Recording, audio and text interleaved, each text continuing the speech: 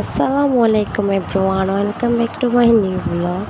সবাই মিলে চলে যাচ্ছি আমাদের নানুদের বাড়িতে। আসলে নানা নানি যতদিন, মামার বাড়ি ততদিন, তাই না? আর হ্যাঁ, কে কে যাচ্ছি অবশ্যই আপনাদের সাথে শেয়ার করব। সো আমার আব্বু যাচ্ছে, আম্মু, সবাই যাচ্ছে। আর এই টুনটুনটা দেখেন, মাশাআল্লাহ কি সুন্দরভাবে চেয়ে আছে, আমার বোনের ছেলে। এই তো আমরা এখন হেঁটে হেঁটে চলে যাচ্ছি গাড়ির রাস্তায়। সো এত কাদা ছিল, কি আর বলবো।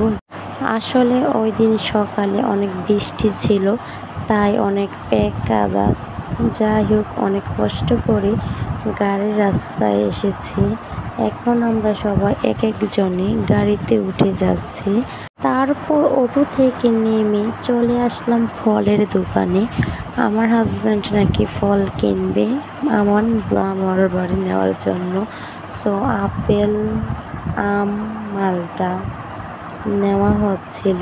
তারপর ফল কেনার পর চলে আসলাম মিষ্টির দোকানে।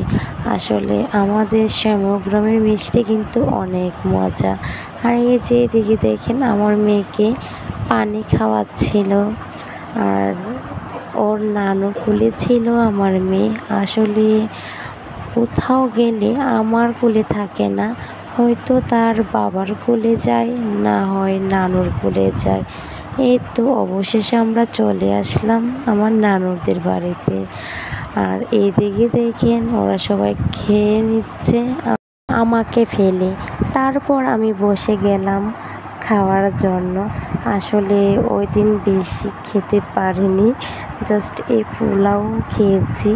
তারপর খাবার শেষে মামা আমাদেরকে ফল মিষ্টি কেটে দিয়েছে। আসলে এখানে সবাই মিলে আমরা ফল খাচ্ছি, আমার খালাম্মা, আমার খালাতো ভাই, বউ, সবাই। আসলে আমার ভয়েসটা অন্যরকম লাগতে পারে, কারণ আমি রাতে ভয়েস দিচ্ছিলাম আর ফ্যান চালু ছিল, তাই অনেক আওয়াজ। কেউ কিছু মনে করবেন না প্লিজ। সো আজ এই পর্যন্ত ভিডিওটা। আল্লাহ হাফেজ।